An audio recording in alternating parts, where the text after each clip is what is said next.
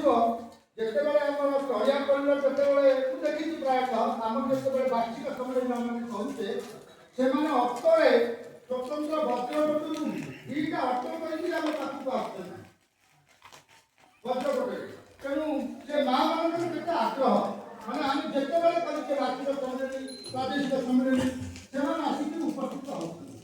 ତେଣୁ ମୋର ବିନମ୍ର ଅନୁରୋଧ ଆମର ଯେଉଁ ମା ମାନେ ଆଉ ଭାଇମାନେ ଆଗ୍ରହୀ ହେବେ ଆମର ରମଜାନକୁ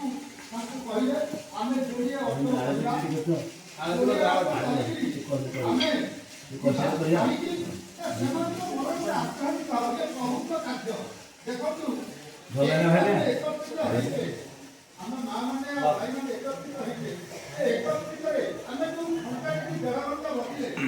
ମନରେ କେତେ ଆନନ୍ଦ କେତେ ଉତ୍ସାହ ଆମକୁ ଘର କଥା ମନେ ପଡୁନି ପୁଅ ଝିଅ କଥା ମନେ ପଡୁନି ଜଞ୍ଜାଳ ମନେ ପଡୁନି ଏଇ ଯୋଉ 2 ଘଣ୍ଟା ଯାହାପରେ ଆମେ ବାହାରିଗଲେ ଆମକୁ ମାୟା ଗ୍ରାସ କରିଦଉଛି। ଆମେ ଯୋଉ ସତ୍ସଙ୍ଗରେ ବର୍ତ୍ତମାନ ଘଣ୍ଟେ 1.5 ଘଣ୍ଟା ବସିଲେ ଏଥିରେ କୌଣସି ପ୍ରକାର ମନକୁ ଅନ୍ୟ କୌଣସି ଶକ୍ତି ଆକର୍ଷଣ କରିପାରୁନି କେବଳ ପ୍ରଭୁଙ୍କ ଶକ୍ତି ଆକର୍ଷଣ ଏଥିରେ ମାୟା ଆକର୍ଷଣ କରିପାରୁନି। ତେଣୁ ମୋର ବିନମ୍ର ଅନୁରୋଧ ତେଣୁ ଭଦ୍ରକଟରେ ଆମେ 8-2ରେ ଯିବା ପୁଣି 9-2ରେ ଆମ ଗାଁର ଜଣେ ଚାରଣ ଭଉଣୀ ନମିତା ସାହୁ ଚାରଣ ଭଉଣୀ ଅଭିମାନପୁରର ନମିତା ସାହୁ ଯିଏ ଆମର ଇଲେକ୍ଟ୍ରିକ୍ ଆମର ଇଏ କରୁଛି ରିଡ଼ିଂ କରୁଛି ସେ ଭଉଣୀ ଆମର ଚାରଣ ସିଏ 9-2ରେ ସେ ତାଙ୍କର ଘରୋଇ ସତ୍ସଙ୍ଗ କରିବେ ବୁଝିପାରିଲେ। ତାପରେ 14-2ରେ ଶନିବାର ବଧି ସାହି ଅଛି। ତେଣୁ ଆମର 7ରେ ହେଲା ବାଦଭୂଇଁ 8ରେ ହେଲା ଭଦ୍ରକଟା 9ରେ ହେଲା ଗାଁରେ ନମିତା ସାହୁ 14ରେ ହେଲା ବଧି ସାହି।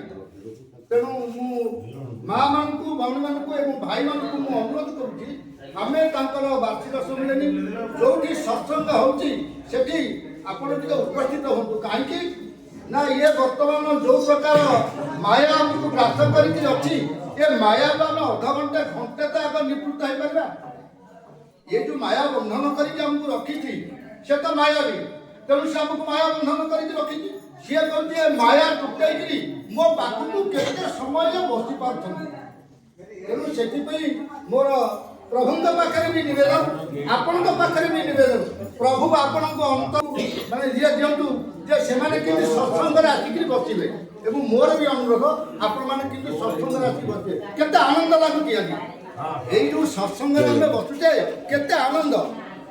यही समय मुहूर्त टिका मिलबनी कहीं ना ये निश्वास को विश्वास नहीं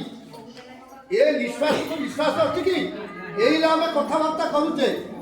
आउ 5 मिनट पर आम कौन हवा कौन नहीं ये जानी ये प्रभु को जाना तेणु सत्संग मानक जोग दियंतु आज्ञा आज्ञा भाईना हाँ